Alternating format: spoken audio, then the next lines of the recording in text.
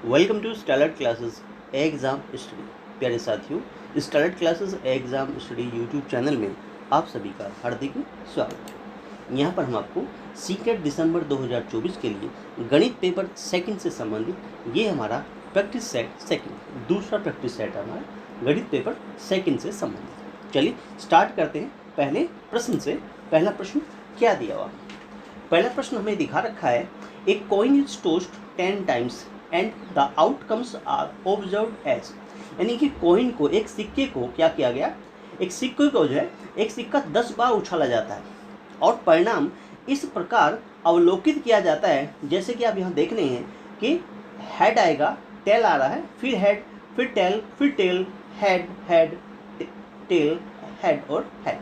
यानी हेड मतलब एच मतलब चित्त और टी मतलब पट के लिए कहा गया है। ठीक है, तो हेड और टेल को यहाँ समझा गया है। ये कहता है हेड यानी चित्त आने की संभावना क्या होगी, यानी हेड आने की संभावना क्या होगी। देखिए यहाँ जैसे हम देख रहे हैं कि कुल परिणामों की संख्या कितनी आ रही है, कुल परिणामों की संख्या कितनी आ रही है। यहाँ पर देखिए तो 1 2 3 4 5 6 7 8 9 10।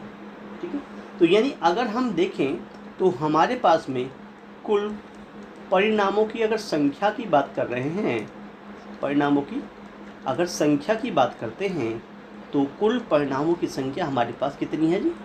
10 है। ठीक है, अब हेड आने की अगर हम हेड की बात करें, ठीक है, हेड आने की जो संख्या हमारे पास में है, ये कहता है what is the probability of getting head. Head आने की प्रोबेबिलिटी कितनी है, यानी अगर हम हेड आने की संख्या की बात करें, ठीक है, हेड आने की कितनी संख्या हैं उसकी अगर बात करते हैं, हेड कितनी बार आया है तो काउंटिंग करें 1 2 3 4 5 6, 6 बार आपको हेड मिला है, 6 बार हेड मिला है। यानी हेड आने की जो संख्या है वो कितनी है, इट मीन्स 6 निकली है। इसका मतलब प्रोबेबिलिटी ऑफ इवेंट अगर आप निकालना चाहते हैं तो फेवरेबल आउटकम्स जितनी होती हैं upon total number of outcomes सब क्या करते हैं, डिवाइड कर देते हैं। तो फेवरेबल आउटकम्स जो है वो 6 हैं, फेवरेबल आउटकम्स 6 हैं और टोटल नंबर ऑफ आउटकम्स कितने हो गए, 10 हो जाते हैं। तो 2 से काट ले, 2 दिया 6 हो गया, 2 पंजा 10 हो गया। तो प्रोबेबिलिटी ऑफ इवेंट जो बन गया वो 3/5 बन जाता है। क्या बन जाता है? 3/5 बन जाता है। यही बन गया आपका आंसर और 3/5 चला गया ए पार्ट के साथ में और ए आपका राइट आंसर बन जाता है। क्लियर? इस प्रकार से ये क्वेश्चन कंप्लीट हो गया, क्वेश्चन नंबर 1। आगे बढ़ते हैं। अगला क्वेश्चन क्या कहता है हमारे पास में कि 700 मीटर स्क्वायर क्षेत्रफल के एक आयताकार टैंक को भरने के लिए 140 मीटर क्यूब पानी की आवश्यकता है। टैंक में पानी स्तर की ऊंचाई क्या होगी, ये हमसे पूछा गया। देखिएगा क्वेश्चन के अकॉर्डिंग जो जो बातें दिखा रखी हैं उन्हें नोट कर लेते हैं कि टैंक का आयतन कितना है। जो टैंक दिया गया है उसका आयतन कितना है हमारे पास में, तो टैंक का आयतन जो है वो कितना दिखा रखा है, टैंक का आयतन हमारे पास में है 140 मीटर क्यूब, ये हमें दिखा रखा है 140 मीटर क्यूब, ये टैंक का आयतन है। ठीक है, अच्छा अगर हम क्षेत्रफल की बात करें तो क्षेत्रफल हमारे पास दिखा रखा 700 मीटर क्यूब। ठीक है, यानी टैंक का जो क्षेत्रफल है, टैंक का जो क्षेत्रफल हमारे पास में है, जो लंबाई गुना चौड़ाई से निकाला जाता है, उसकी वैल्यू दिखा रखी है 700 मीटर स्क्वायर। ठीक है, अगर हम टैंक के आयतन की बात करते हैं कि अगर टैंक का आयतन हमारे पास फॉर्मूले में लिखें तो टैंक का जो आयतन होगा वो होता है लंबाई गुना चौड़ाई, ठीक है, और गुना ऊंचाई। यानी घनाभाकार टैंक है एक्चुअली में। तो इसका मतलब ये हमारे पास में ही कहता है कि ये एक आयताकार टैंक को भरने की बात कर रहा है, तो लंबाई गुना चौड़ाई और ऊंचाई के रूप में हम इसको निकालेंगे। तो टैंक का आयतन दिखा रखा है 140, लंबाई और चौड़ाई का मल्टीप्लिकेशन जो क्षेत्रफल था वो 700 से क्या कर देंगे, मल्टीप्लाई कर देंगे और मल्टीप्लाई बाई h, यानी कि ऊंचाई को h मान लेते हैं। अगर हम ऊंचाई निकालना चाहते हैं तो 140/700 आंसर बन जाएगा, 140/700 बन जाएगा। यहाँ से काट लीजिए, कट गया। ठीक है, 14 पंजे 70 होता है, यानी 1/4 5 मीटर आपका आंसर बन जाता है। अगर सेंटीमीटर, क्योंकि आंसर सेंटीमीटर में है, तो h = 100/5 सेंटीमीटर हो जाएगा। 5 दूना 10, यानी हाइट की वैल्यू जो है वो 20 सेंटीमीटर आ जाती है। ठीक है, तो ये हमारा आंसर बन जाता है, हाइट बन जाती है 20 सेंटीमीटर, यानी सेकंड पार्ट आपका राइट आंसर बन जाता है 20 centimetre. B part is your right answer बन जाता है। आगे बढ़ते हैं। अगला क्वेश्चन क्या कहता है, एक समांतर चतुर्भुज ABCD के विकर्ण AC और BD एक दूसरे को बिंदु O पर प्रतिच्छेदित करते हैं, काटते हैं। यदि एंगल DAC की वैल्यू 32 डिग्री और एंगल AOB की वैल्यू 70 डिग्री हो तो एंगल DBC किसके बराबर होगा, ये हमें निकालना है। अकॉर्डिंग टू फिगर ABCD हमारे पास एक समांतर चतुर्भुज दिखा रखा, ठीक है, पैरेललोग्राम दिखा रखा, ठीक है, चलिएगा। उसके बाद में हमें कुछ एंगल दिखा रखे हैं। DAC की वैल्यू से DAC ये दिया 32 डिग्री, ये वाला, और अब कहता है AOB यानी ये वाला दिखा रखा 70 डिग्री। हमसे DBC, D हमारा ये रहा, B हमारा ये रहा, C हमारा, हमसे ये एंगल पूछा गया, ठीक है। चलिए देखिए, अगर हम यहाँ इस बात को देखें, पैरेलल लाइंस की फॉर्म में देखें हमारे पास में, तो ये जो एंगल हमारा ये वाला एंगल है, कौन सा वाला, इट मीन्स DAC एंगल है।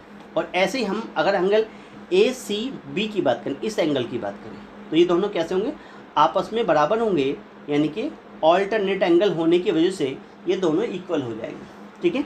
तो इन पैरेललोग्राम अगर हम ABCD की बात करते हैं तो वहाँ पर जो एंगल हमारा DAC होगा वो इक्वल टू एंगल ACB के बराबर हो जाएगा, equal to 32 degree, equal angle हमारे पास हो जाते हैं, एकांतर कोण जिसको कहते हैं, ठीक है। तो ये हमारा ऑल्टरनेट एंगल की वजह से बराबर हो गया 32 डिग्री।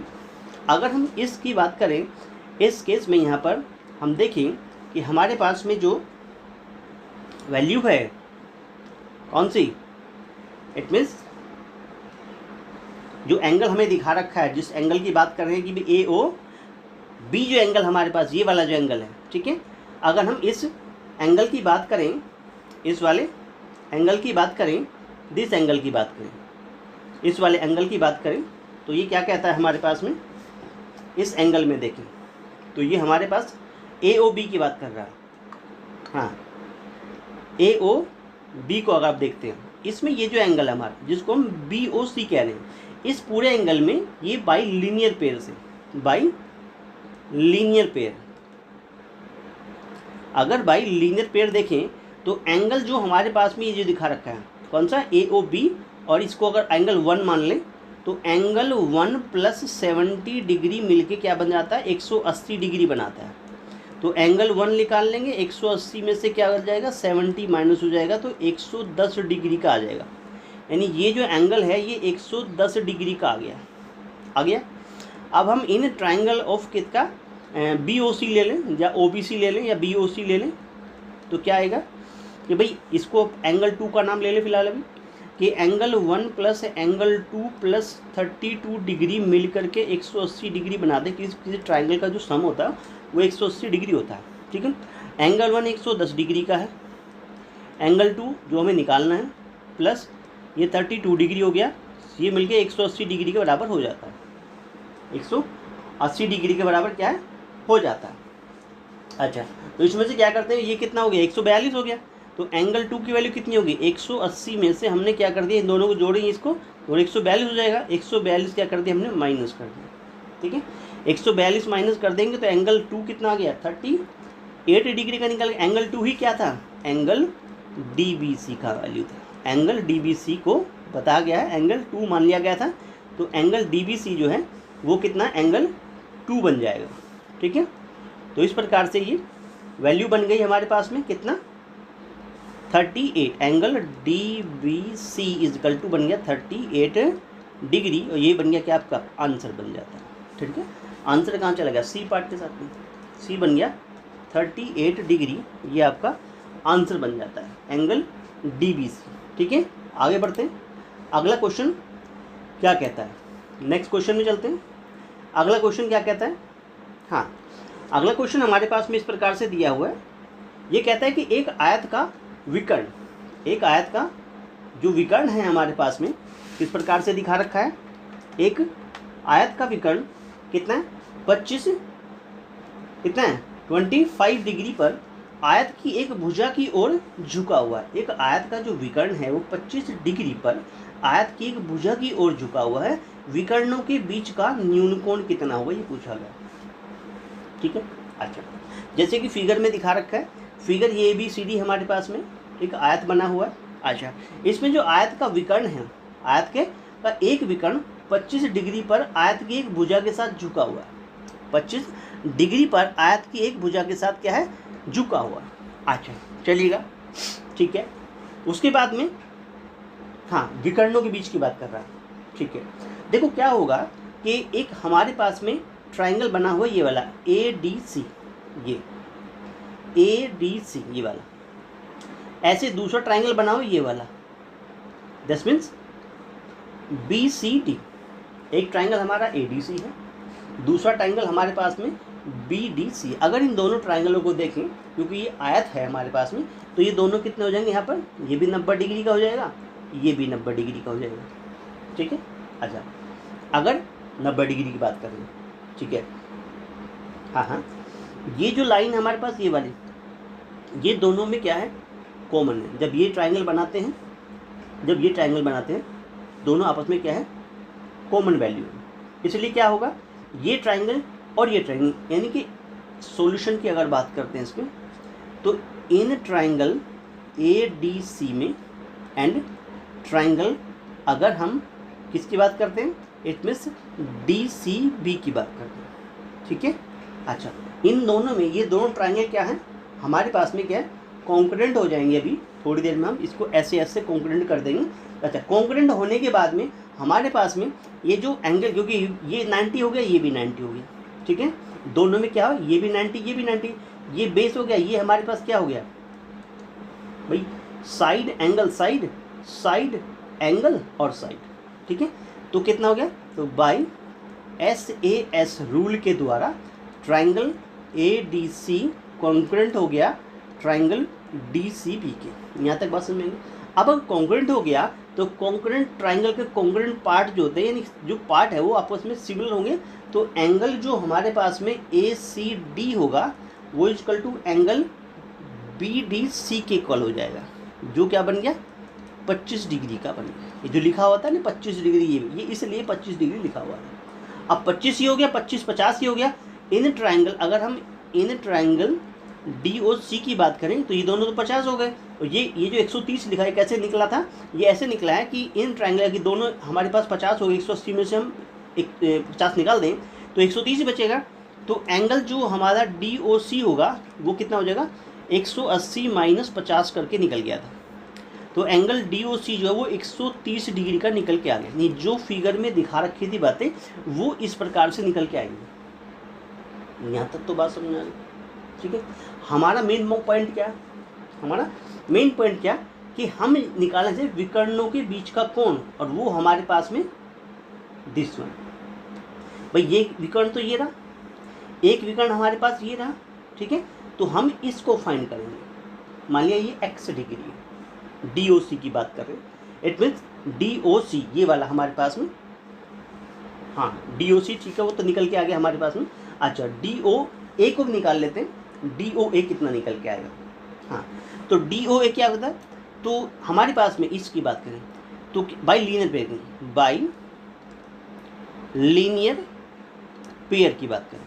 ठीक है, तो एंगल अगर हम DOA निकालते हैं तो क्या निकलेगा, 180 माइनस 130 डिग्री से निकलेगा। तो एंगल DOA जो है वो कितना निकल के आ गया, 50 डिग्री निकल के आ गया। क्या निकल के आ गया, 50 डिग्री एंगल निकल के आ गया। एंगल DOA और विकर्णों के बीच का जो न्यून कोण है जिसकी ये बात कर रहा है, न्यून कोण क्या होगा, तो विकर्णों के बीच का जो न्यून कोण होगा, विकर्णों के बीच का जो न्यून कोण होगा वो हो जाएगा 50 डिग्री का। ठीक है, आंसर बन गया 50 डिग्री और चला गया सेकंड पार्ट के साथ। समझ गए होंगे कैसे करना था। क्वेश्चन में बातें कम लिखी हुई थी लेकिन क्वेश्चन को थोड़ा एक्सटेंडली समझना इस प्रकार से था, ठीक है। चलिएगा आगे बढ़ते हैं। अगला क्वेश्चन यानी क्वेश्चन नंबर हमारा 5 क्या कहता है, ये कहता है हमारे पास में कि ABCD एक समांतर चतुर्भुज है। ABCD ये हमारे पास में ABCD एक समांतर चतुर्भुज है जिसमें एंगल ACB, जो एंगल ACB यानी इस एंगल की बात कर रहा है, ठीक है, ये 40 डिग्री का है। एंगल BAC, एंगल अगर BAC यानी इसकी बात करें ये 80 डिग्री है, फिगर के अकॉर्डिंग चल रहे हैं 80 डिग्री है। तो एंगल ADC फाइंड कीजिए। ADC यानी इस एंगल की बात कर रहा है, इस एंगल को फाइंड कीजिए क्या है निकल के आएगा। अब देखो पॉइंट ये है कि हमारे पास में क्या दिखा है, एक समांतर चतुर्भुज है।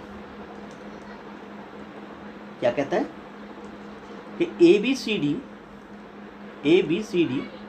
इज ए कैसा है, पैरेललोग्राम, ठीक है। तो पैरेललोग्राम में क्या होता है हमारे पास में, अगर ये पैरेललोग्राम है हमारे पास में तो opposite angle are equal in parallelogram, यानी ये एंगल बराबर इस एंगल के हो जाएगा। अगर मान लीजिए इस एंगल को हम 1 मान लें और इस एंगल को हम क्या मान लें, इस एंगल को हम क्या कर दें 2 एंगल का नाम दे लें, तो इन ABCD अगर पैरेललोग्राम है देन तो क्या हो जाएगा कि एंगल 1 बराबर एंगल 2, अपोजिट एंगल आपस में इक्वल होते हैं। यानी अगर एंगल 1 हम निकाल दें तो एंगल 2 अपने आप निकल आएगा। एंगल 1 निकालने के लिए ट्रायंगल का फॉर्मूला लगा लीजिए कि इन ट्रायंगल ऑफ ACB में आ जाइए, या ABC कह लीजिए, ABC या ACB, ठीक है। तो इस प्रकार से क्या होगा कि हमारे पास में क्या होगा कि angle 1 plus 40 degree plus 80 degree is equal to 180 degree होगा। 8 4 12 120 हो गया। तो एंगल 1 कितना होगा, 180 में से 120 फाइन माइनस हो गया, तो एंगल 1 का आंसर 60 डिग्री आएगा। अभी हमें बताया कि एंगल 1 तो एंगल 2 के बराबर है, इसका मतलब ये भी 60 डिग्री होगा। अपोजिट एंगल इन पैरेललोग्राम हमारे इक्वल होते हैं, इसलिए 60 डिग्री आंसर आ गया। चौथा पार्ट आपका राइट आंसर बन जाता है, ठीक है। 60 डिग्री आपका राइट आंसर बन जाता है, यानी 5वें का 4th पार्ट आपका सही आंसर बन गया। आगे बढ़ते हैं। अगला क्वेश्चन क्या कहता है हमारे पास में, ये कैसा है कि किसी समचतुर्भुज के क्षेत्रफल, समचतुर्भुज का क्षेत्रफल 2520 सेंटीमीटर स्क्वायर और उसका एक विकर्ण जो है वो 90 सेंटीमीटर का है। तो समचतुर्भुज का परिमाप कितना होगा ये पूछा गया। समचतुर्भुज का परिमाप कितना होगा ये पूछा गया। सबसे पहले हम आपको बता दें फॉर्मूला क्या होता है, ठीक है। समचतुर्भुज का क्षेत्रफल क्या होता है, ठीक है।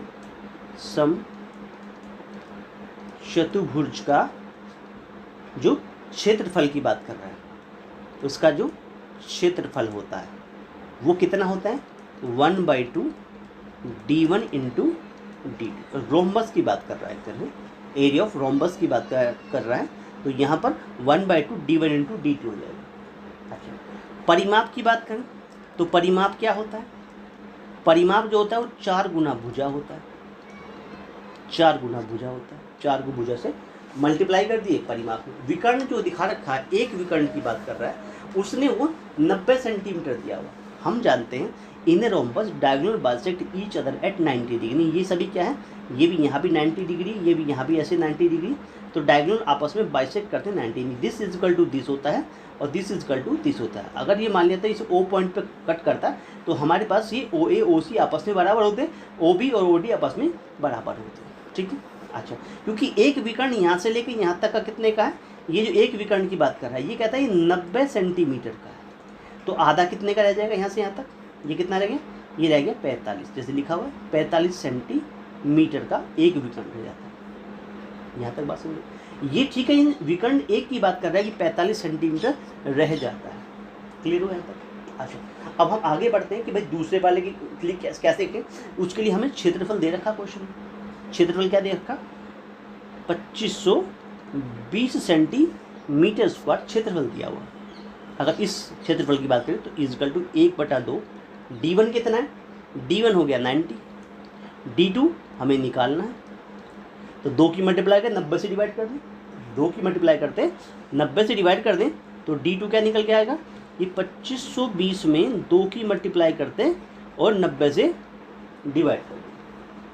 90 से क्या कर दिया, डिवाइड कर दिया हमारे पास में, तो ये क्या हो जाता है हमारे पास में, ये हमारा एक वैल्यू कट जाएगा, ठीक है। अच्छा हाँ हाँ, तो ये हमारा बन जाएगा, मल्टीप्लाई कर ले काट ले तो एक ही बात आएगी हमारे पास में। अगर मल्टीप्लाई करते तो क्या बनता, या तो काट लेंगे, मल्टीप्लाई कर देंगे, दोनों में से एक पॉइंट बना लेंगे, ठीक है। अच्छा चलो इसे ऐसे कर देते हैं। कितना था 2520, ठीक है, डिवाइड बाई 90 हो गया और गुना 2 हो गया। अगर हम मल्टीप्लाई करते तो कितना आता, 0 आता, 4 आता, 50 आ जाता, ऐसे बन जाता है, ठीक है। अच्छा 9 से काट लेते, डायमीटर की बात कर रहा है, तो कितना बन जाता, 9 पंजे 9 छिका 56 आ जाता। डायमीटर नहीं कि डायगोनल जो है वो कितना बन गया, 56 सेंटीमीटर बन गया। डायगोनल जो है ये अगर यहाँ से लेके यहाँ तक 56 है ये पूरा, तो ये कितना रह गया, 28 का रह गया, ठीक है। Diagonal bisect each other at 90 degree, ये इन रोम्बस की बात कर रहा है। तो ये D2 जो है वो 56 का है, तो OA जो है हमारे पास में, तो हम कहते हैं कि इन ट्रायंगल कितना AOD में, अगर ये ट्रायंगल का छोटा सा पार्ट जो है वो हम ऐसे बाहर निकाल लें इस प्रकार से, तो वो कुछ ऐसा बन गया। जैसे कि ये तो O मान लिया, ये D हो गया, ये हमारा A हो गया, तो ये कितना आ गया, 28 आ गया, और ये कितना था, ये हो गया 45, और यहाँ 90 डिग्री, यहाँ 90 डिग्री बना हुआ, तो ये एक राइट ट्रायंगल बन गया। तो हम यहाँ से क्या निकालेंगे, यहाँ से क्या निकालेंगे, यहाँ से हम किसको निकालेंगे, AD को फाइंड कर लेंगे। किसको फाइंड कर लेंगे, AD को फाइंड कर लेंगे। अब इस AD को मान लेते हैं ये कोई X है, AD क्या है, AD हमारा कोई X है, इसको हम X मान लेते हैं, चला जाए, ठीक है। तो यहाँ क्या बन गया कि भाई एक्स स्क्वायर की जो वैल्यू हो गई वो क्या होगी, 45 का स्क्वायर हो गई प्लस 28 का स्क्वायर हो गई। अच्छा क्या बनेगा, एक्स स्क्वायर चल रहा है फिलहाल, अभी 45 की बात करते हैं। अच्छा तो कितना आ जाएगा हमारे पास में, 4 चौक 16, एक तो हो जाएगा हमारे पास में कितना 20 25, एक हो जाएगा हमारे पास में 784, इनको जोड़ देंगे, ये आंसर बन जाता है 2809। अगर हमें x निकालना है तो अंडर रूट कर देंगे 2809 को, और ये वैल्यू निकल के आ जाएगी 53। उसने तो चतुर्भुज का परिमाप पूछा है। परिमाप क्या होता है, परिमाप होता है 4 गुना भुजा, तो 4 में 53 का मल्टीप्लाई कर देंगे, क्या बन जाएगा 212 सेंटीमीटर। ये क्या बन जाएगा आपका आंसर बन जाएगा 212 हो गया, ये वाला 212 सेंटीमीटर आपका राइट आंसर बन गया। इट मीन्स चतुर्भुज का परिमाप निकल के आ गया। समझ में आ गया होगा। आगे बढ़ते हैं, आगे क्या कहता है देखो, अच्छा क्वेश्चन है अपने आप में। ये कहते हैं एक ट्रेन जो है 75 किलोमीटर प्रति घंटा की चाल से A से B की ओर चलती है। 75 किलोमीटर प्रति घंटा की चाल से A से B की ओर चलती है। अच्छा एक अन्य ट्रेन है जो B से 60 किलोमीटर प्रति घंटा की चाल से A की ओर चलती है, ठीक है। ये A पॉइंट हो गया, ये B पॉइंट हो गया। एक तो A से B की ओर चल रही है, ठीक है, एक B से A की ओर चल रही है। स्पीड दोनों की अलग अलग है। एक जो 75 किलोमीटर की चाल से A से B की ओर चलती है तो चाल हमारी 75 किलोमीटर पर आवर से, जब B से A की ओर चलती है तो चाल हमारी 60 किलोमीटर प्रति घंटा है। दोनों 12 मिनट बाद मिलती हैं, तो A और B के बीच की दूरी क्या होगी। देखो पॉइंट A से अगर ट्रेन की चाल देखें, सॉल्यूशन में आते हैं जरा,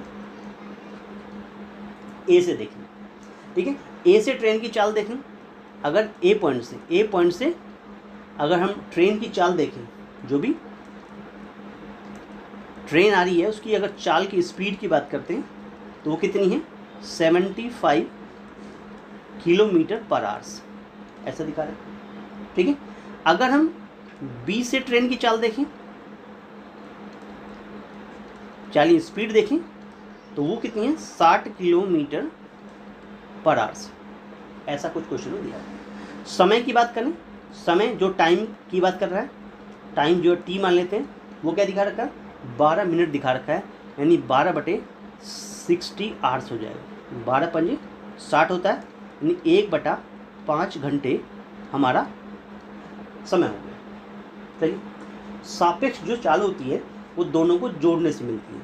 अगर हम सापेक्ष चाल निकालते हैं तो जो सापेक्ष चाल हो जाएगी वो क्या मानते हैं, मान लीजिए ये जो वैल्यू थी पहले वाली, ठीक है, ये S1 थी और दूसरे वाली S2 थी, तो दोनों को जोड़ देते हैं, दोनों को जोड़ देंगे भाई 75 + 60 कर देंगे, तो सापेक्ष चाल जो निकल के आ गई 135 किलोमीटर प्रति घंटा। सापेक्ष चाल यानी कैपिटल S मान लिया इसको, ठीक है, कैपिटल S S1 + S2 से निकल के आ गई। अब हम जानते हैं कि जो डिस्टेंस होता है वो स्पीड इंटू टाइम होता है, D × ST होता है, ठीक है। अब यहाँ डिस्टेंस निकाल रहे हैं, स्पीड 135 की, समय लगा 1/5 घंटा, ठीक है। 2 से काट लीजिए, 5 से काट लीजिए, 5 7 35 होता है, तो डिस्टेंस कितना आ गया 27 किलोमीटर का डिस्टेंस आ गया। तो A और B के बीच की जो दूरी है वो 27 किलोमीटर हो जाती है, तो 27 किलोमीटर चला गया पार्ट 3 के साथ हमारा आंसर, तो 27 किलोमीटर हमारा आंसर हो गया। तो 27 किलोमीटर आपका आंसर हो गया। A और B के बीच की दूरी बन जाती है 27 किलोमीटर। क्लियर हो? आगे बढ़ते हैं। अगला क्वेश्चन क्या कहता है? अगला क्वेश्चन ये कहता है कि दो रेलगाड़ियाँ जो हैं वो विपरीत दिशा में चल रही हैं, ठीक है। वे प्लेटफार्म पर खड़े एक व्यक्ति को क्रम से 28 सेकंड और 10 सेकंड में पार करती हैं। वे एक दूसरे को 24 सेकंड में पार करती हैं, तो उनकी चाल का अनुपात क्या होगा? उनकी चाल का अनुपात क्या? यानी ट्रेन एक पहली जो ट्रेन है वो एक आदमी को 28 सेकंड में पार करती है, दूसरी ट्रेन जो है वो 10 सेकंड में पार करती है। दोनों आपस में जो ट्रेनें हैं वो 24 सेकंड में एक दूसरे को पार कर लेते हैं। फॉर्मूला तो वही है कि जो समय होता है वो दूरी बटे हमारा जो होता है चाल होता है, ठीक है। जो अगर हम किसी का समय निकालने लगे, यानी समय बराबर जो होता है वो क्या होता है भाई, कितनी दूरी चली और किस चाल से चली या गति से चली, तो समय दूरी बटे चाल होता है, ठीक है। अब मैं यहाँ पर ये मान लेते हैं, माना जो पहली ट्रेन है, जो फर्स्ट ट्रेन है, पहली ट्रेन जो है, यानी जो फर्स्ट ट्रेन हमारे पास में है उसका जो स्पीड है वो हमने x किलोमीटर पर आवर्स मान लिया, या मीटर पर सेकंड में तो मीटर पर सेकंड कर लो, किलोमीटर पर आवर्स में नहीं, क्योंकि मीटर पर सेकंड में वो सेकंड में दिखा रहा क्वेश्चन, सेकंड में आंसर है तो इसको मीटर पर सेकंड कर लेंगे, x मीटर पर सेकंड हो गया। अब जो ट्रेन हमारी पास दूसरी है, अब जो सेकंड ट्रेन हमारे पास में, सेकंड ट्रेन जो है उसका स्पीड लेट कर लेते हैं, उसका स्पीड मान लिया y मीटर पर सेकंड है, चलो गति मान ली दोनों क्या अलग है। अच्छा, तो पहली ट्रेन की लंबाई क्या होगी और दूसरी ट्रेन की, ठीक है, पहली ट्रेन की लंबाई और दूसरी ट्रेन की लंबाई आपस में हम निकाल लेंगे, तो क्या बन जाएगी देखिएगा। यहाँ पर फर्स्ट ट्रेन की बात करनी है, तो पहली ट्रेन की लंबाई, जो पहली हमारे पास ट्रेन दिखा रखी है उसकी लंबाई क्या हो जाएगी, जो पहली ट्रेन हमारे पास में है उसकी लंबाई क्या हो जाएगी, यहाँ हम देखेंगे, देखिएगा लंबाई क्या बन जाएगी, 28 × x कर दें, तो 28 सेकंड में पार करती है, स्पीड हमारी x मीटर पर सेकंड है, मल्टीप्लाई कर दें 28x मीटर, ये हो गई पहली ट्रेन के लिए। ऐसे ही अगर हम दूसरी ट्रेन की लंबाई की बात करते हैं, क्या बन जाएगी, कितना है 10 सेकंड में पार करती है, स्पीड कितनी है y मीटर पर सेकंड, तो 10y मीटर बन गया। देखो टाइम क्या होता है, समय दूरी बटा चाल, समय कितना दिखा रखा दोनों ने पार करने आपस में 24 सेकंड, समय जो होता है वो कितना दूरी लिया और किस चाल से लिया, ये होता है समय क्या 24 सेकंड, क्या दूरी तय की है, क्या दूरी तय की है। देखो टोटल जो हम दूरी की बात कर रहे हैं, टोटल डिस्टेंस की बात कर रहे हैं और टोटल टाइम की बात कर रहे हैं, तो टोटल यहाँ अगर डिस्टेंस की बात करें, डी निकालें, टोटल डिस्टेंस जो है वो कितनी है 28x + 10y होगा, और टोटल स्पीड, जो स्पीड की बात कर रहे हैं ये भी टोटल की बात कर रहे हैं और ये भी टोटल की बात कर रहे हैं, तो ये कितना हो जाएगा x + y मीटर पर सेकंड, और ये इतने मीटर हमारी दूरी होगी। तो कितना बन गया कि 28x प्लस 10y बटे x प्लस वाई, जो यहाँ से कर दें 24x plus 24y is equal to 28x plus 10y बन जाएगा। 28 के पास 24 ले जाइए, 10 को इधर ले जाइए, ठीक है। तो 24 में से तो 10y माइनस हो जाएगा, तो 24y में से तो 10y माइनस हो गया, और 28x में से 24x माइनस हो गया। इधर तो बचा 14y, इधर बचा कितना 4x। अगर हम यहाँ से निकालना चाहते भाई x बटा वाई क्या होगा, x बटे वाई, x के नीचे वाई, तो ये 14/4 हो जाएगा। तो 2 दूना 4, 2 7 14, मतलब 7/2 आ गया। यानी x और y का जो अनुपात है वो 7:2 निकल के आ गया। ठीक है, क्या पूछा, रेलगाड़ी की गति का अनुपात क्या होगा, है उनकी चालों का अनुपात क्या होगा। था अनुपात आ गया x अनुपात y, जो कितना बन गया 7:2 निकल के आ गया। तो पहला आंसर आपका राइट आंसर बन जाता है। क्लियर हो साथियों। चैनल को, अगर आप चैनल पर नए हैं, अभी तक आपने चैनल को सब्सक्राइब नहीं किया तो चैनल को सब्सक्राइब कर लीजिए, वीडियो को शेयर कर दीजिए, अपने साथियों में शेयर कर दीजिए, बहनों भाइयों में शेयर कर दीजिए, ठीक है। और वीडियो को लाइक जरूर कर, एक लाइक ज़रूर कर दीजिएगा वीडियो। चलिए आगे बढ़ते हैं। हाँ, ये क्या कहता है, एक नाव जो है बिंदु P से Q पर धारक के प्रतिकूल जो है दिशा में 6 घंटे यात्रा करती है, और वापस आते समय Q से R तक धारक के अनुकूल दिशा में अगले 6 घंटे यात्रा करती है। यदि बिंदु P और R के बीच की दूरी 72 किलोमीटर है तो धारा की गति क्या होगी। देखिएगा, जैसे फिगर दिखा रखा है कि R से P तक 72 किलोमीटर है, P से Q तक ये जो 6u माइनस वी लिखा है, इसे हम बताएंगे क्या लिखा हुआ है। R से लेके Q तक 6u प्लस वी जो है, इसको भी अभी समझाया जाएगा। तो फिगर कुछ इस प्रकार से होगा। देखिएगा, पॉइंट इज दिस कि जब हम धारा के अनुकूल चाल चलते हैं, धारा के अनुकूल चलते हैं, तो उस समय क्या होता है कि जो स्पीड हमारे पास में, शांत जल में नाव की चाल ले लीजिए और करंट की स्पीड ले लीजिए, धारा की चाल ले लीजिए और हम नाव की चाल आपस में जोड़ देते हैं। ठीक है, अगर हम यहाँ पर ये मान लेते हैं, लेट कर लेते हैं, ठीक है, कि भाई स्पीड ऑफ बोट जो हमारे पास में, स्पीड ऑफ बोट जो है वो u किलोमीटर पर आवर्स होता, और स्पीड ऑफ करंट जो है, या धारा की चाल कह लीजिए, वो v किलोमीटर पर आवर्स होती।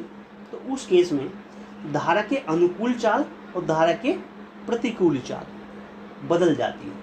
ठीक है, उस समय हम क्या कहते हैं, धारा के जो अनुकूल चाल होती हैं, अगर अनुकूल की बात करते हैं तो जुड़ जाता है, यानी u में v जुड़ जाता है, इतने किलोमीटर प्रति घंटा हो जाता है।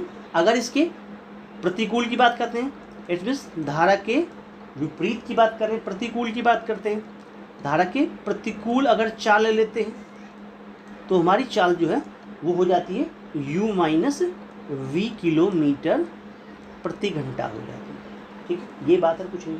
अब क्योंकि हमें क्या निकालना है, हमें तो यहाँ से rp, जो rp है हमारे पास में, ये rp डिस्टेंस की बात कर रहा है, ये कैसे निकलेगा, rq में से, rq में से क्या कर दें, pq माइनस कर दें। अब pq क्या है और rq क्या, क्योंकि इन्होंने कहा गया कि 6 घंटे यात्रा करने, 6 घंटे यात्रा करती है, कब, P से Q तक धारा की प्रतिकूल दिशा में 6 घंटे आपकी यात्रा करती है। उसके बाद R से Q पर धारा के अनुकूल दिशा में भी अगले 6 घंटे यात्रा करती है। तो टाइम तो फिक्स है 6 घंटे। ठीक है, अच्छा, अब ये क्या हुआ कि हमें डिस्टेंस बराबर क्या हुआ, डिस्टेंस जो है, डिस्टेंस जो डिस्टेंस होगा वो क्या होगा, स्पीड कितनी है गुना टाइम कितना है, स्पीड इंटू टाइम से क्या करते हैं, मल्टीप्लाई करते हैं। तो ये 6 गुना v माइनस यू हो गया, ये 6 गुना v प्लस यू ऐसे हो जाएगा।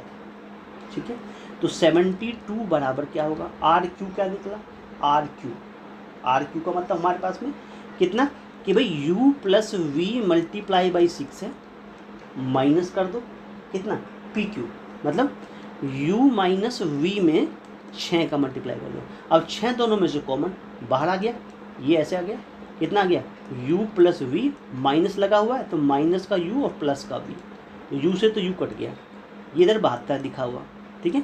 72 के डिवाइड में क्या चला गया, 6 चला जाएगा, 6 नहीं अभी डिवाइड में लेके जाते, ठीक है, क्योंकि अभी यहाँ क्या बनेगा 6 मल्टीप्लाई बाय 2v और बनेगा तो 12 हो जाएगा, तो बटे 12 कर देंगे इजिकल टू v आ गया, तो 12×6 = 72, तो v का आंसर 6 निकल के आया, इतने किलोमीटर प्रति घंटा। अब v क्या माना था हमने, v किसको माना था, स्पीड ऑफ करंट माना था, इन धारा की गति जो हमारे पास कितनी हुई वो होगी 6 किलोमीटर प्रति घंटा हो जाएगा। आंसर चला जाएगा ए पार्ट के साथ में, ए बन जाएगा राइट आंसर, 6 किलोमीटर प्रति घंटा धारा की गति हो जाएगी।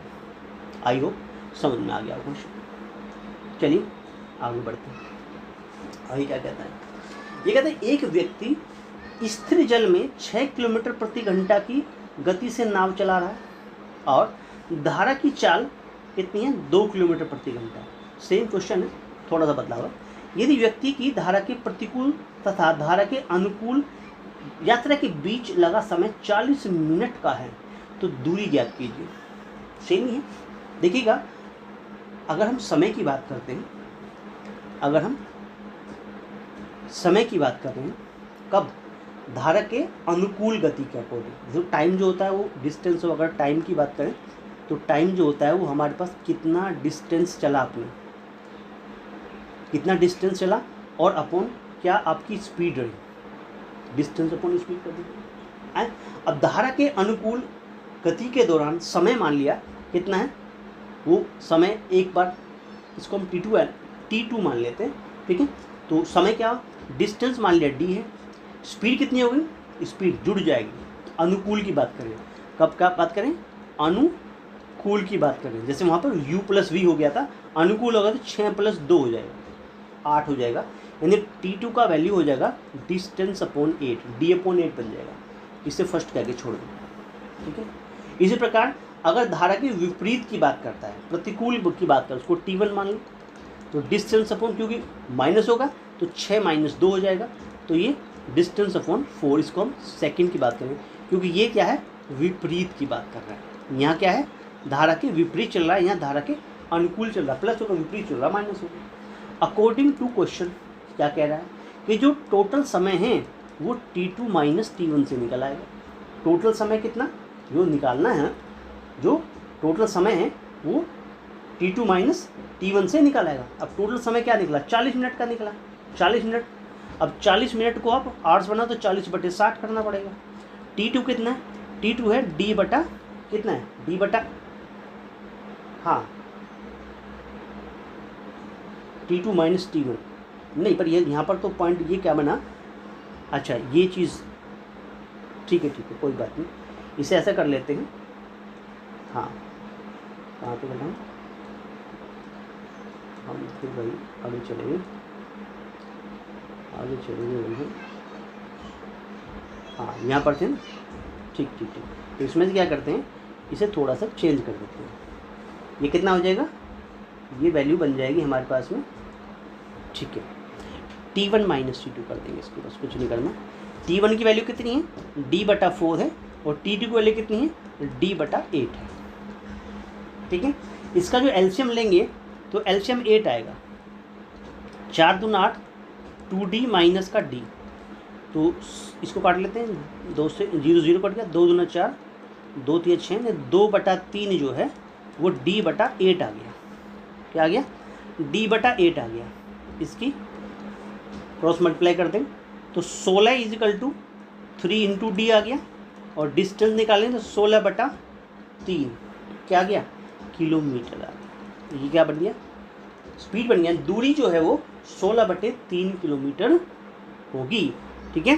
तो कहते हैं या तो दूरी निकल के आ गई, दूरी बराबर 16/3 किलोमीटर। इस प्रकार से अगर नाव या बोट स्ट्रीम से क्वेश्चन आता है तो आप इस प्रकार से सोल्व कर दें।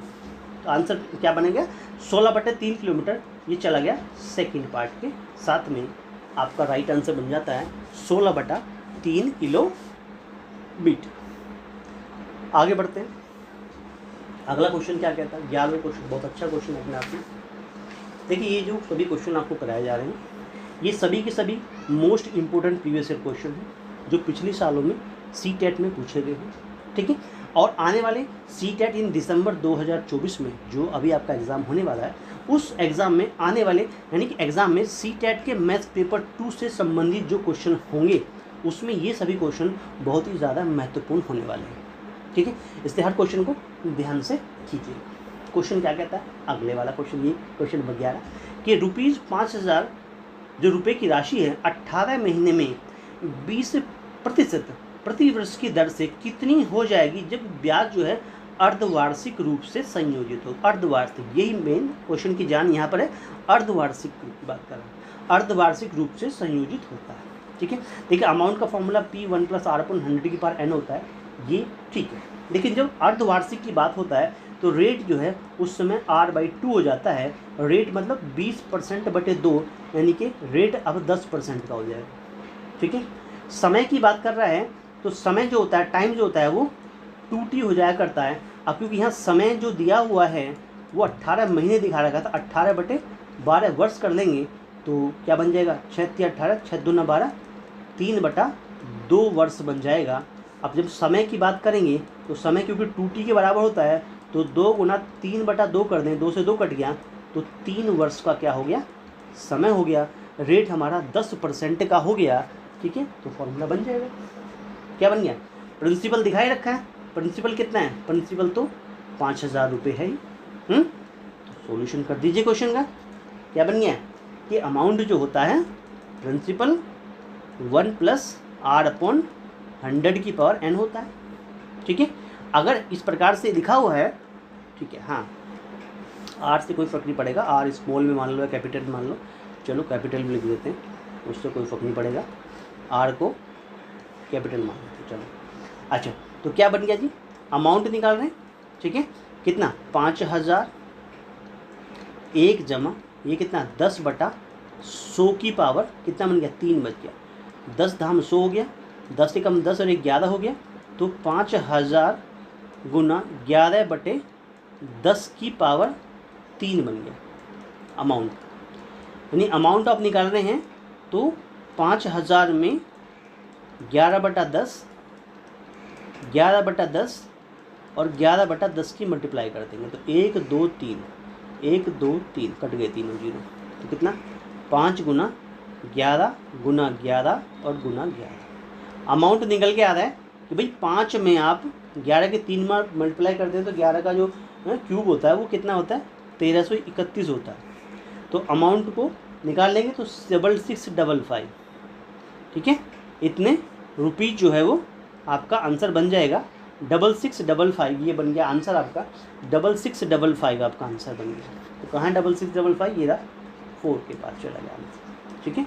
इस प्रकार से आपका अमाउंट निकल के आ गया जब ब्याज आपने अर्धवार्षिक रूप से संयोजित किया गया था। क्लियर हो गया, आगे बढ़ते हैं। 12 क्वेश्चन, बहुत अच्छा क्वेश्चन है और भैया वेरी वेरी इंपॉर्टेंट लिख लीजिएगा क्योंकि पेपर में कई बार आ चुका है।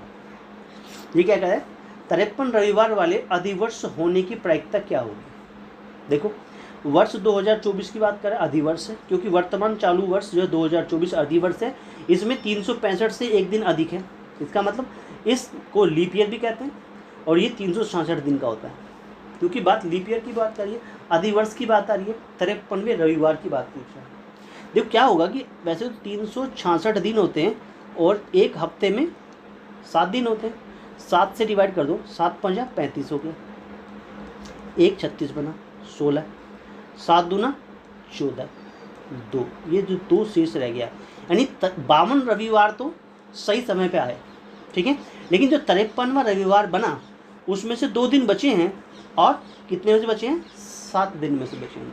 तो प्रोबेबिलिटी ऑफ इवेंट क्या होता है कि नंबर ऑफ फेवरेबल आउटकम्स कितना है, नंबर ऑफ फेवरेबल आउटकम्स जिसकी बात कर रहा है, प्रोबेबिलिटी ऑफ ए हम मान लें, प्रोबेबिलिटी ऑफ इवेंट कह लेंगे, प्रोबेबिलिटी ए कह लें, प्रोबेबिलिटी ऑफ इवेंट कह लें, बात एक ही है हमारे पास में। तो ये कितना होगा, प्रोबेबिलिटी ऑफ अगर इवेंट की बात कर रहे हैं तो कितना हो गया कि भाई 2 दिन बचे, किस में से, 7 दिन में से, तो 2/7 हमारी क्या होगी, प्रायिकता हो जाएगी। ठीक है। तो उस समय 53 रविवार वाले अर्धवर्ष की जो प्रायिकता है वो 2/7 होगी और ये चला जाएगा ए पार्ट के साथ। इतना छोटा सा आंसर है, समझना सिर्फ इतना था कि भाई 366 को 7 से डिवाइड करो, 52 बार पूरा डिवाइड हो रहा है, 2 शेष बच रहा है, यानी 53वें रविवार की बात कर रहा है। 53वें सप्ताह में 2 दिन बचेंगे, ठीक है। उन 2 दिनों की बात कर रहा है। 53वां रविवार कब आएगा तो 2/7 हमारा आंसर बन जाता है। आगे बढ़ते हैं, अगला क्वेश्चन क्या कहता है। अगला क्वेश्चन क्या कहता है, 1 से 20 तक जो संख्याएं हैं हमारे पास, 1 से 20 तक संख्याकित 20 टिकटों को अच्छी तरह मिलाया जाता है और फिर उनमें से यादृच्छिक रूप से एक टिकट निकाला जाता है। प्रायिकता ज्ञात कीजिए कि निकले गए टिकट की संख्या 3 और 7 की गुणज होगी। 3 और 7 की गुणज होगी, ठीक है। 3 और 7 की गुणज की बात कर रहे हैं, क्योंकि 1 से 20 तक तो टोटल, तो अगर हम बात करें तो परिणामों की कुल संख्या, अगर हम जो परिणाम होंगे, परिणामों की अगर कुल संख्या की बात कर दें, कुल संख्या की बात करनी तो वो तो 20 ही हो गई। यहाँ तक तो क्लियर। अब इसके अकॉर्डिंग अगर अनुकूल परिणाम देख लें, ठीक है, इसमें कितने अनुकूल परिणाम आएंगे हमारे पास में, अनुकूल परिणाम आएंगे वो कौन कौन होंगे। देखो अनुकूल जो परिणाम मिलेंगे वो कौन कौन मिलेंगे। देखो जी 1 से 20 तक, लेकिन वो नंबर जो 3 और 7 के गुणज है, तो उसमें 3 भी मिलेगा, 6 भी मिलेगा, 7 से भी कटता होगा, 3 से कटेगा 9 भी आएगा, 12 भी आएगा, 7 से कटेगा 14 भी आएगा, 15 भी कट जाएगा 3 से, और 18 आएगा, 3 से कटा होता है।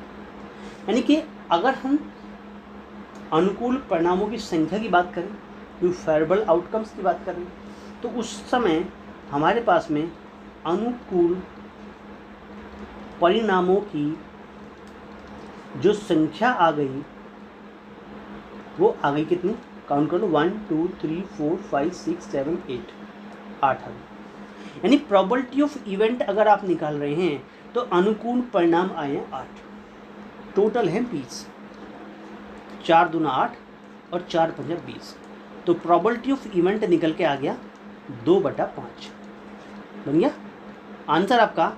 2/5 आपका आंसर बन गया और ये चला गया इसके साथ, थर्ड पार्ट के साथ, 2/5 राइट आंसर बन जाता है। आगे बढ़ते हैं, अगला क्वेश्चन क्या कहता है, ये कहता है एक घन का आकार बढ़ाने के लिए उसे खींचा जाता है, घन का विकर्ण 50% बढ़ जाता है तो उसका आयतन कितना बढ़ जाएगा। देखो घन के बारे में बताया तो ये घन का फिगर है, ठीक है, क्यूब है, चलो क्यूब कह लें, घन कह लें की बात है, ठीक है। तो ये हमारा एक तरह से एक क्यूब बना हुआ है। अच्छा, तो ये हमारे पास में क्यूब बना हुआ। अब इस क्यूब में सारी साइडें क्या होती हैं, क्यूब में सारी साइडें जो क्या होती हैं, बराबर होती हैं। क्यूब में सारी साइडें जो होती हैं वो बराबर होती हैं, ठीक है। यानी ए साइड है तो सभी ए होंगी, ठीक है, ये भी ए होगी, ये भी ए होगी, ऐसे ये भी ए होगी, ठीक है, सभी जो है ए साइड होगी। तो अगर थोड़ी फॉर्मूले की बात कर लें तो घन का जो संपूर्ण पृष्ठ होता है वो 6 गुना भुजाघात 2 होता है। आयतन निकालें तो भुजाघात 3 होता है, भुजा निकालेंगे तो क्यूब रूट आयतन होता है, और विकर्ण निकालने जाएंगे तो भुजा अंडर रूट 3 होता है, ठीक है। यहाँ तक बात समझ आ गई।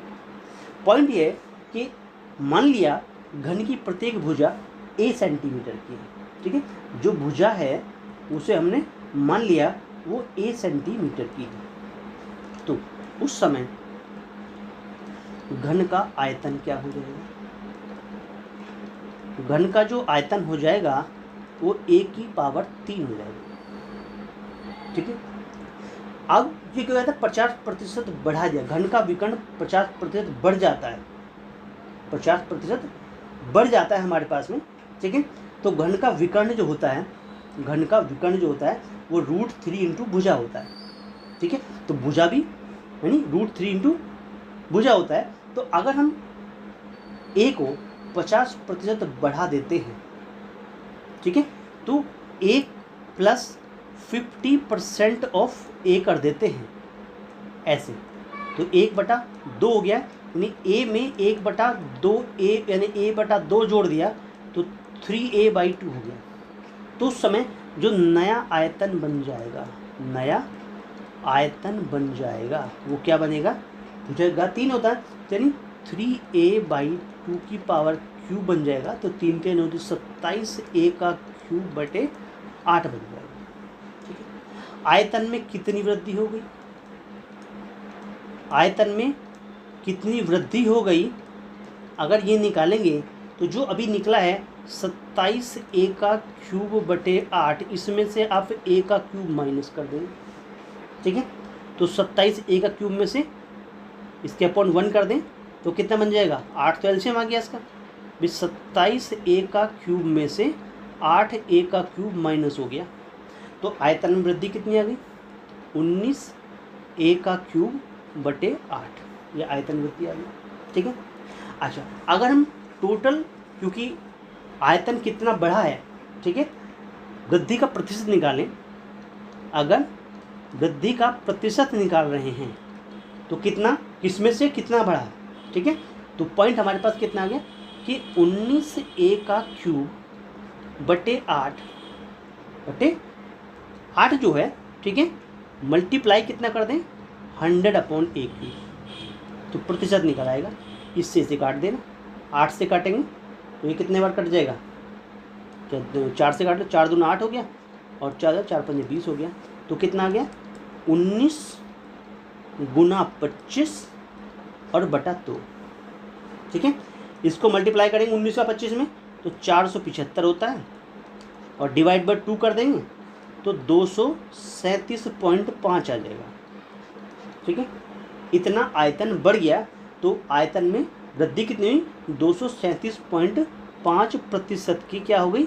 वृद्धि हो गई। ये बन गया 237.5% या 237.50%। ये हमारा आयतन में वृद्धि निकल के आ गई। ठीक है, क्वेश्चन नंबर 14 कंप्लीट हो गया। आई होप दैट क्लियर हो गया होगा। आगे बढ़ते हैं, अगला क्वेश्चन क्या कहता है? 15 क्वेश्चन क्या कहता है?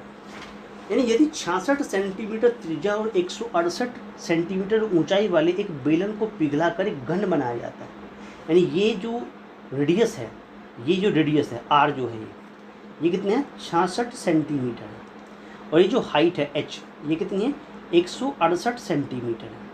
इसको पिघला करके क्या बनाया जाता है? एक घन बनाया जाता है। क्या बनाया जाता है?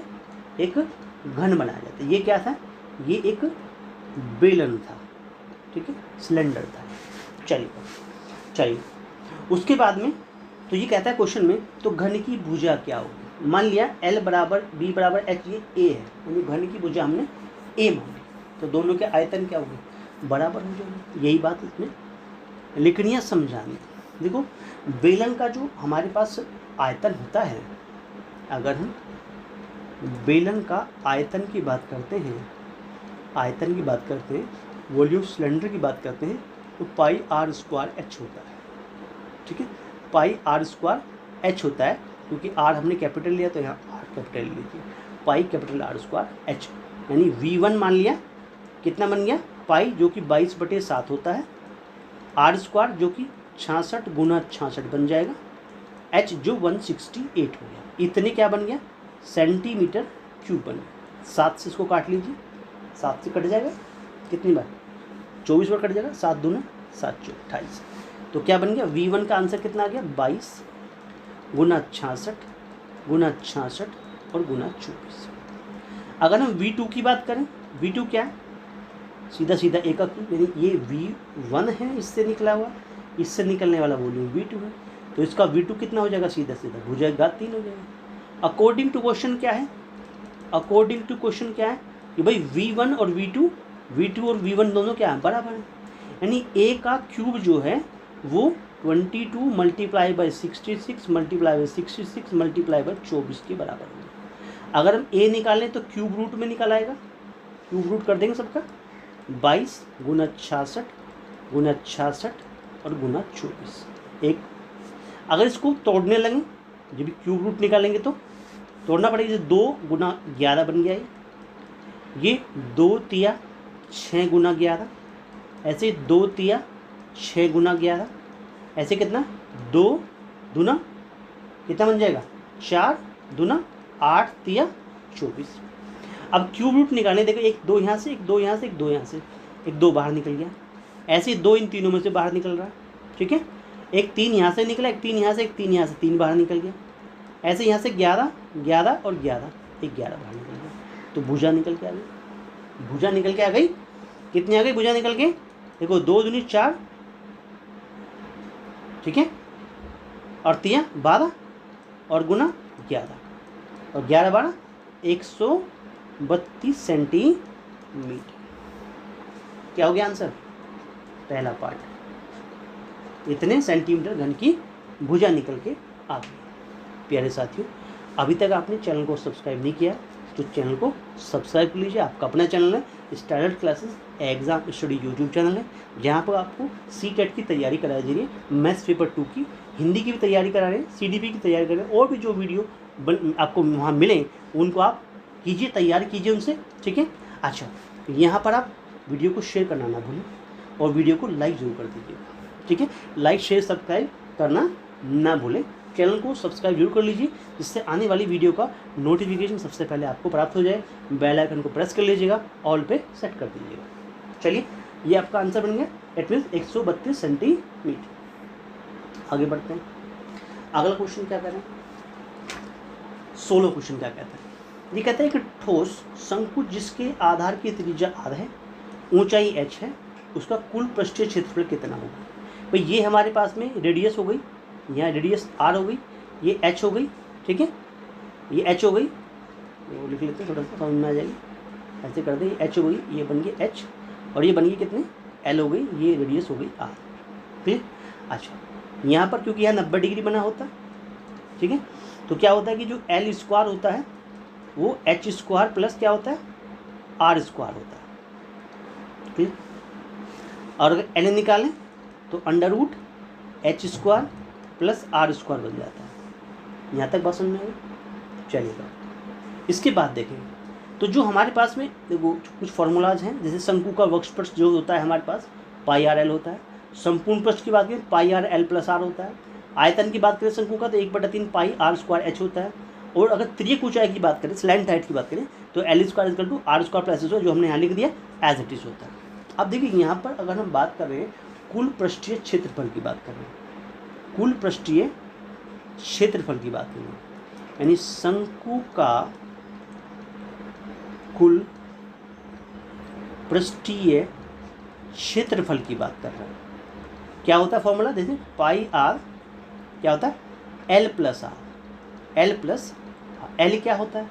एल अभी हमने निकाला कि under root H square plus are square होता है, under root H square plus are square होता है। अच्छा, पाई आर यहाँ पे स्मॉल आर ले लें, कोई बात नहीं, स्मॉल आर ले लीजिए, स्मॉल, क्योंकि क्वेश्चन में जो आंसर दिया हुआ है वो स्मॉल आर में दिया हुआ है, तो आप इसको स्मॉल आर में ऐड कर लेना। ये तो कोई बात नहीं, तो लिखा रहने दें फिलहाल, अभी स्मॉल आर में ऐड कर दो, pi r L plus small r, ठीक है। तो देखो पाई आर ये तो हो गया, एल क्या है? एल है अंडर द रूट ऑफ, क्या बन गया? H square plus small R में लिखेंगे तो ये ऐसे बन जाएगा, प्लस ये आर बन जाएगा, ठीक है। इस प्रकार से वैल्यू बन जाती है, तो ये हमारे पास आंसर ही बन गया सीधा सीधा, कि इसको ऐसे भी लिख सकते हैं कि पाई आर कितना बन जाएगा? Small r plus under root कितना? H square plus are square. Clear? इस प्रकार से आंसर कहाँ चला गया? तीसरे पार्ट में आंसर, ठीक है। बस एल को यहाँ पर रखना था और कुछ नहीं करना था, एल को यहाँ पे रखना था और कुछ नहीं करना था, सीधा पाई आर और कितना? एल प्लस आर, एल की जगह H square plus are square रख देंगे तो ये आपका क्या बन जाएगा? आंसर बन जाना था। आगे बढ़ते हैं, अगला क्वेश्चन क्या कहता है? क्वेश्चन ये कहता है कि 5% प्रतिवर्ष की दर से 2 वर्ष के लिए चक्रवर्ती ब्याज और साधारण ब्याज के बीच का अंतर 25 रुपये है। चक्रवर्ती ब्याज और साधारण ब्याज के बीच का अंतर जो है वो कितना है? 25 रुपये, ठीक है। अच्छा देखो, अगर इसमें हम फॉर्मूला की बात करें तो जो सिंपल इंटरेस्ट होता है, जो हम सिंपल इंटरेस्ट की बात करें तो जो हमारे पास में सिंपल इंटरेस्ट होता है जिसको SI कहते हैं, वो कितना? PRT बाई कितना होता है? 100 होता है। और अगर कंपाउंड इंटरेस्ट की बात करें तो वो क्या होता है? वो इस प्रकार से P बाहर निकालने से कितना होता है? 1 + R/100 की पावर n और -1 होता है, इस फॉर्मूले से हम इसको निकाल देते हैं, ठीक है। अगर सिंपल इंटरेस्ट की बात कर रहे हैं, रेट कितना दिखा रखा, 5% दिखा रखा। रेट क्या दिया है, रेट जो दिया है वो दिया है 5% का दिखा रखा। अच्छा, 2 वर्षों के लिए साधारण ब्याज दिखा लें, क्योंकि 2 वर्ष की बात कर रहे हैं। अगर 2 वर्षों के लिए आप क्या निकाल रहे हैं, साधारण ब्याज निकालते हैं, साधारण ब्याज निकालते हैं, वो क्या होता है, PRT/100 फॉर्मूला होता है। अच्छा, प्रिंसिपल तो P है, रेट कितना 5% का, ठीक है। समय कितना दिखा रखा, 2 वर्ष। टाइम कितना दिखा रखा, टाइम दिखा रखा 2 वर्ष दिखा रखा, 2 वर्ष दिया हुआ, तो 2 कर दिया, डिवाइड बाई क्या कर दिया, 100 कर दिया, ठीक है। तो 5 दूना 10 हो गया, ठीक है। 10 से ये 10 बार कट गया पूरा पूरा, इसका मतलब P/10।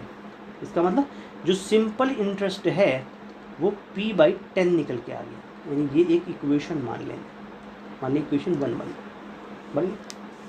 अच्छा, 2 वर्ष के लिए अगर हम क्या निकालें, चक्रवृद्धि ब्याज निकालें, कंपाउंड इंटरेस्ट की बात करते हैं, ठीक है। 2 वर्ष के लिए, 2 वर्षों के लिए, ठीक है। अच्छा, 2 वर्षों के लिए अगर आप क्या निकाल रहे हैं, कंपाउंड इंटरेस्ट निकाल रहे हैं, तो वैल्यू क्या बनेगी भाई, P हो गया, बाहर रख देंगे 1 प्लस ये कितना हो जाएगा यहाँ पे, ये 5 बटा क्या हो जाएगा, 100 हो जाएगा की पावर, क्योंकि 2 वर्ष की बात कर रहा है, -1 कर देंगे तो कितना होगा, 5 गुना 5, 5 दूना 10, 20 प्लस 1 21/2, ठीक है। तो ये क्या बन जाएगा, प्रिंसिपल तो ये है यहाँ पर कितना, 21/20 की पावर 2 और -1, तो यहाँ पर कंपाउंड इंटरेस्ट क्या निकल के आ जाएगा भाई, 21/2, 21 का डबल कर देंगे तो 441 हो गया। प्रिंसिपल तो यहाँ है ही कितना, 441 बटे ये 400 और -1, ठीक है। तो P तो यहाँ ही क्या कर देंगे, 441 माइनस का 400 और बटा 400, तो क्या आ गया फाइनल आंसर, कि 41P/400, ये आ गया फाइनल आंसर जो निकल गया। क्वेश्चन में क्या कहा गया, अब क्वेश्चन की लैंग्वेज को देख लेते हैं। क्वेश्चन में क्या कहता है, क्वेश्चन ये कहता है कि कंपाउंड इंटरेस्ट, जो क्वेश्चन का वैल्यू क्या है, compound interest minus simple interest value 25 रुपये के बराबर है। कंपाउंड इंटरेस्ट निकला 41P/400 माइनस सिंपल इंटरेस्ट है P/10 बराबर कितना, 25 के। अच्छा, क्या कर देंगे, 400 तो एलसीएम आ जाएगा, आ गया, तो यहाँ कितना है, 41P रह गया, ये 40 बार कटेगा, माइनस का 40P रह गया, बराबर कितना का 25 आ गया। ऊपर क्या, P/400 बराबर 25, या P निकालेंगे तो 25 गुना 400, तो 25 चौका 100 कितना गया, 25 चौका 100 यानी 10,000 रुपये बन गया। तो प्रिंसिपल कितना आ गया, ₹10,000। क्लियर, ये आपका आंसर बन गया था, आंसर चला गया था सेकेंड पार्ट के साथ में, 10,000 रुपीज़ आपका प्रिंसिपल बन जाता है। इस तरीके से क्वेश्चन सोल्व हो जाता है। प्यारे साथियों, अभी आप अगर चैनल पर नए हैं, आपने चैनल को सब्सक्राइब नहीं किया तो प्लीज़ चैनल को सब्सक्राइब कर लीजिए, ठीक है। बेल आइकन को प्रेस कर लीजिए, ऑल पे सेट कर लीजिए, जिससे आने वाली वीडियो का नोटिफिकेशन सबसे पहले आपको प्राप्त हो। अपने दोस्तों में वीडियो को शेयर करना ना भूलें और वीडियो को एक लाइक ज़रूर करें। चलिए आगे बढ़ते हैं 18वें क्वेश्चन में। बहुत अच्छा क्वेश्चन है, इसकी शॉर्टी बताएंगे आपको कि यदि ब्याज की गणना अर्धवार्षिक रूप से की जाती है तो 1 वर्ष के लिए 2,000 रुपये पर 10 प्रति वर्ष की दर से चक्रवृद्धि ब्याज और साधारण ब्याज के बीच का अंतर क्या होगा। चक्रवृद्धि ब्याज की बात कर रहा है और साधारण ब्याज की बात कर रहा है। देखो फॉर्मूले के अकॉर्डिंग हम बात करते हैं, फॉर्मूला क्या है इसके लिए अगर देखें, देखो अगर 2 अर्धवार्षिक की बात करता है, 2 अर्धवार्षिक की बात करता है, 2 अर्धवार्षिक के लिए अगर कंपाउंड इंटरेस्ट और किसका, सिंपल इंटरेस्ट, कंपाउंड इंटरेस्ट और सिंपल इंटरेस्ट के अगर बीच में अंतर निकालना है, के बीच में अंतर निकालने के आ जाए, फॉर्मूला क्या है, डायरेक्ट फॉर्मूला है P multiply by R square बटे क्या कर दीजिए 100 की पावर 2 कर दीजिए। सीधा सीधा आंसर आपके पास होगा। सीधा सीधा इतना सा फॉर्मूला लगाना है कि अगर दो अर्धवार्षिक के लिए कंपाउंड इंटरेस्ट और सिंपल इंटरेस्ट निकाल रहा उसके बीच का अंतर निकालता हो, ठीक है, तो हम इसको फॉर्मूले यूज करते हैं P multiply by R square upon 100। अब सॉल्यूशन कैसे करेंगे, किस प्रकार से सोल्व होगा, ठीक है।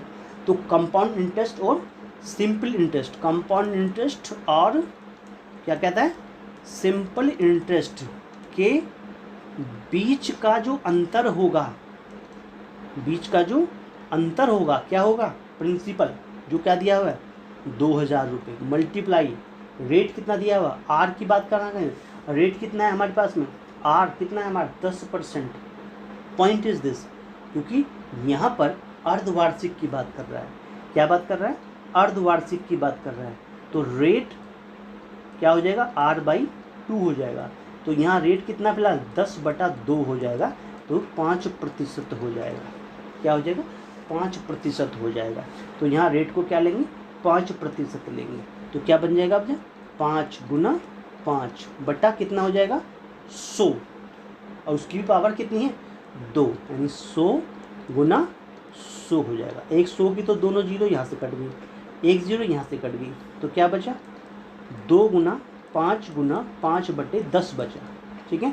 5 × 10, 2 से 2 कट गया, क्या आ गया अंतर, अंतर आ गया 5, ठीक है।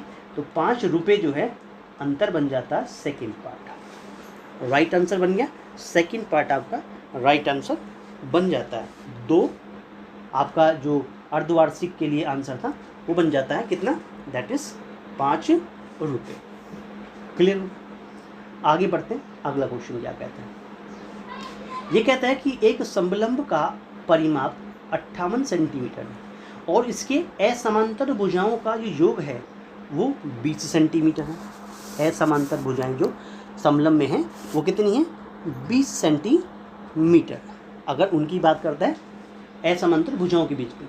इसका जो क्षेत्रफल है वो 152 सेंटीमीटर स्क्वायर है। तो समांतर भुजाओं के बीच की दूरी निकालनी थी। देखो ये समांतर भुजाएं यहाँ पर DC और AB, यानी जो AB लाइन है वो पैरेलल टू DC है, ठीक है, और असमांतर भुजाएं हैं वो कौन सी है AD और BC है। बीच की दूरी यानी ये जो है हमें H मान लेते हैं इसको, ये हमें निकालनी है, ठीक है। ये एक हमारे पास समलंब दिखा रहा है, चलेगा। अगर हम परिमाप की बात करते हैं, किसकी बात करते हैं, परिमाप की बात करते हैं, किसका, इट मीन्स समलंब का। अगर हम परिमाप की बात करते हैं, परिमाप की बात, परिमाप मतलब सब भुजाओं को जोड़ दें, सब भुजाओं को जोड़ दें, जैसे AD हो गया, ठीक है, और उसके बाद में कितना हो गया आपका DC हो गया, उसके बाद में कितना हो गया CB हो गया, उसके बाद में BA या AB हो गया, सबको जोड़ दें तो ये 58 सेंटीमीटर दे रखा क्वेश्चन परिमाप जो है। अब ये जो असमांतर भुजाओं का योग है, असमांतर भुजाओं का मतलब जो AD प्लस ऑफ BC है या CB कह लीजिए, CB कह लीजिए या BC कह लीजिए, एक ही बात है।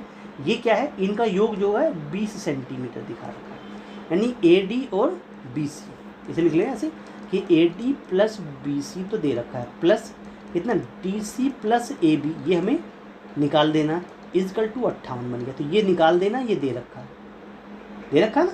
अच्छा चलो ये दे रखा 20 प्लस ये कितना हो गया DC प्लस ऑफ AB और बराबर 58 निकल गया कि DC plus of AB answer बन गया 58 माइनस का 20, माइनस कर देंगे कितना 38 सेंटीमीटर आ गया। ये क्या है, समांतर भुजाओं का योग हो गया, ठीक है, समांतर भुजाओं का योग हो गया हमारे पास DC प्लस AB।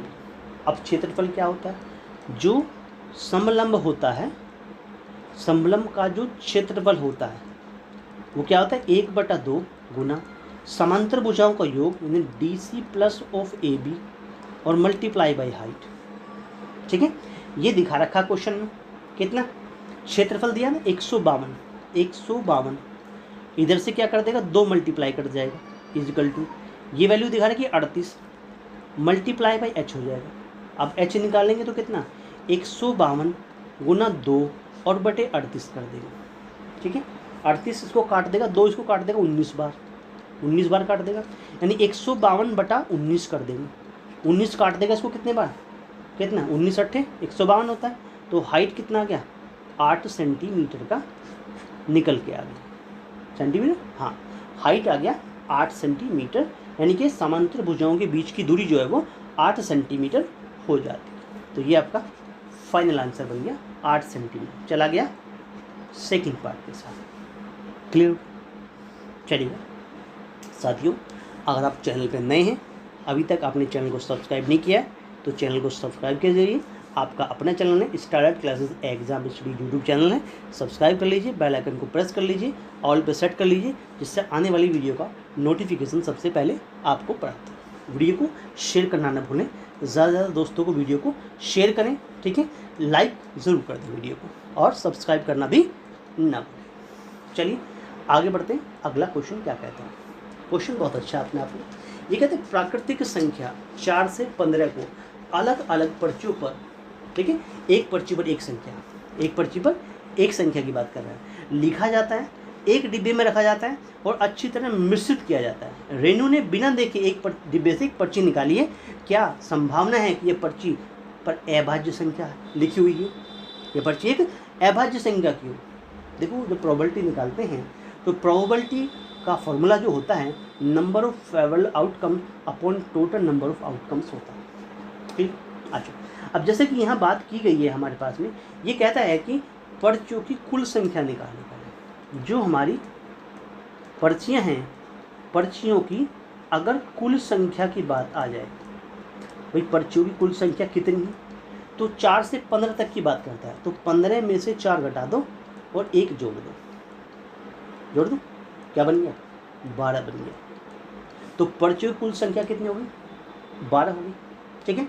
अब 4 से किसके 15 के बीच क्या चाहिए हमें, अभाज्य संख्याएं कितनी होंगी वो काउंट कर लेते हैं। देखो तो 5 आएगी, एक 7 आएगी, एक 11 आएगी और एक 13 आएगी, बस ये 4 ही अभाज्य संख्याएं आएंगी, ठीक है। तो टोटल कितना हो गया, कुल अभाज्य संख्याएं कितनी निकल के आ गई, ठीक है। कुल अभाज्य संख्याएं कितनी हो गई, वो तो 4 हो गई। फेवरेबल आउटकम्स 4 हो गया। टोटल कितनी है, टोटल निकली है कुल, यानी पर्चियों की कुल संख्या कितनी थी, 12 थी हमारे पास में। तो प्रोबेबिलिटी ऑफ इवेंट क्या कहता है कि वो favourable outcomes upon total number of outcomes, 4/12 इसको कर देंगे, 4 एकम 4, 4 3 12, तो प्रोबेबिलिटी ऑफ इवेंट निकल के आ गया 1/3 आ गया। और यही क्या बन गया, आपका आंसर बन जाएगा 1/3 चला जाएगा थर्ड पार्ट के साथ में, और थर्ड पार्ट आपका राइट आंसर बन जाता है। क्या साथियों, वीडियो को लाइक ज़रूर कर दें, अपने दोस्तों में शेयर करना ना भूलें, ज़्यादा दोस्तों को शेयर करें, वीडियो को लाइक कर दीजिए, ज़्यादा दोस्तों के साथ शेयर कर दीजिए। चैनल आपका अपना है, ठीक है, चैनल को सब्सक्राइब करना ना भूलें बिल्कुल भी, और बेल आइकन को प्रेस कर लीजिए, जिससे आने वाली वीडियो का नोटिफिकेशन सबसे पहले आपको प्राप्त हो जाए। साथियों, ये 20 क्वेश्चन थे जो most important previous year question से लिए गए थे, जो आने वाले सीटेट, जो आपका सीटेट दिसंबर 2024 में होने वाला एग्ज़ाम है, उसके लिए बहुत ही बेहतरीन क्वेश्चन है, यानी आने वाले एग्ज़ाम के लिए बहुत ही इम्पोर्टेंट क्वेश्चन है, ठीक है, बहुत ही महत्वपूर्ण प्रश्न है। यानी इन प्रश्नों को ध्यान से कीजिए, प्रैक्टिस कीजिए इन प्रश्नों की, ठीक है। और चलिएगा, वीडियो को लाइक कर दीजिएगा, अपने दोस्तों में शेयर कर दीजिएगा। आपका अपना चैनल है Stardot classes exam study YouTube channel को सब्सक्राइब कर लीजिए, बेल आइकन को प्रेस कर लीजिए, जिससे आने वाली वीडियो का नोटिफिकेशन सबसे पहले आपको प्राप्त हो जाए। चलिए मिलते हैं नेक्स्ट वीडियो में और बहुत ही अच्छे प्रश्नों के साथ में। तब तक के लिए धन्यवाद दोस्तों, धन्यवाद।